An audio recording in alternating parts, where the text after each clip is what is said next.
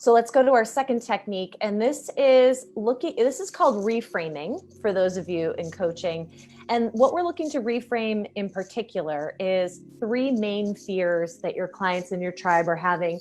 And I would love to take credit for these three, but I can't. They come from Brendan Burchard, who is a coach and teacher in our space. And I heard these and I thought they were super useful, and they're super useful reframes.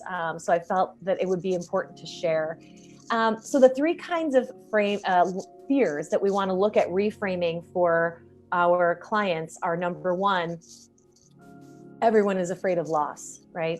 The pain of the loss of our health, loss of our business, loss of our income, loss of our relationships, whatever comforts we might enjoy.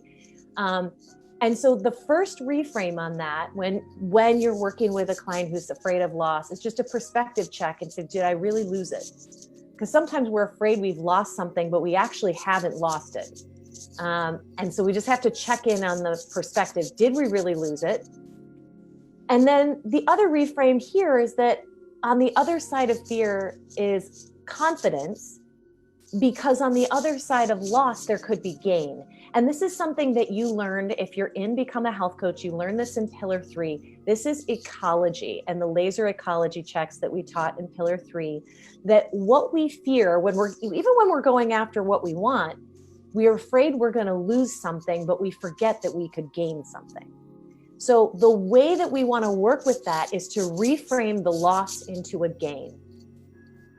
That you can turn fear into an opportunity, and that this particular time can be an opportunity for better health, to have better nutrition, to manage stress better. We've already been talking about that.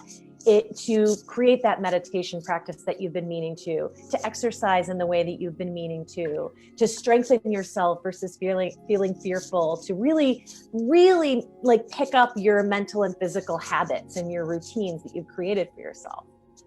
And when it comes to, I have rustling. It might be my hair. Let's see if that's better. Is that better? Yes. It's my Lebanese afro getting all over but if I don't have the headphones on, we'll hear Evie. So when it comes to loss around business or money, you probably in your life, the reframe is, have you been there before? Has there been a financially difficult time before and you survived it? You've survived lack. You've survived scarcity at epic levels. I certainly have in the past. The days when I was in $70,000 worth of debt and I got through it, right? So we think we can't handle it, but the truth is we have handled it. So we get to use this as an opportunity to learn, to study, to innovate, and see what can we do to take control now. One of our favorite teachers, Jennifer Gray, says the antidote for anxiety is action. So how can I take control and take action right now? The second fear that a lot of us are feeling is hardship, or what Brendan calls process pain. And that is, we're afraid what we're going to have to do is going to be too hard and we won't be able to handle it. And I get that, right?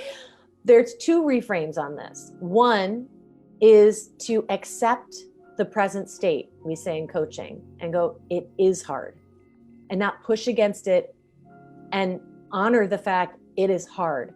And not only is it hard, but I can engage with it and become stronger. When I go to a gym, I lift a heavy weight because the goal is to become stronger, right? So we worry, like, what if I get sick? Well, I've gotten sick before. And I know there's some scary parts of this disease. And for some of us who are in a difficult age group or immunocompromised, it's scarier for you than others. I get that for sure. The majority of us, we've gotten sick and we've gotten over it, had bad flus, right?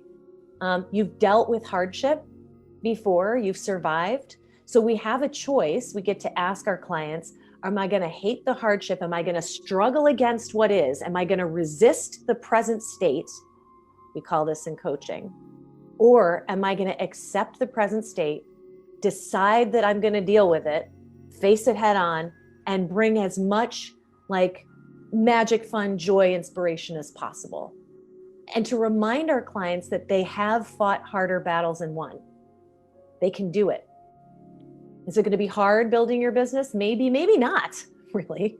But whatever it is you're thinking is going to be difficult, Other things have been difficult at other times in your life too, and you're here.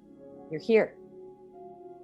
The third fear that a lot of people are going to be experiencing is outcome pain. What is going to happen on the other side of this? And this is actually, I think, what contributes to so much of the panic, because it's unknown at this point. It's like if you look up good news around coronavirus, there is a decent amount of data that shows that there are good things happening. There was an article in the LA Times today, for example, that I circulated in my company by a Nobel Prize laureate who was like, it's not as bad as everyone thinks, right? So it depends. I mean, wherever your news source is, who knows? But the fact of the matter is we don't have enough data quite yet to know that we're at the turning point of things getting better. And so become scared of like, what's on the other side? And what ends up happening is your critter brain, because it's trying to ensure your survival, is jumping to death and ruin. Like it's going to be death, it's going to be ruin. And we catastrophize, and we're doing that because the critter brain is trying to make sure we survive. We have to understand, like, it's going a little too far and it's cutting off my ability to think innovatively or creatively about what I can do. So the reframe here, first of all, is to help your clients understand the critter brain and that it's going nuts for a reason. It's trying to keep us alive. And the reframe is to go, okay, what can I engage in here? What can I do? How can I do everything I possibly can and give it my all, my 100%? So I can do my best to create the outcomes that I want to create. So these three fears are you're going to hear from your audience, and now you have some reframes to address them.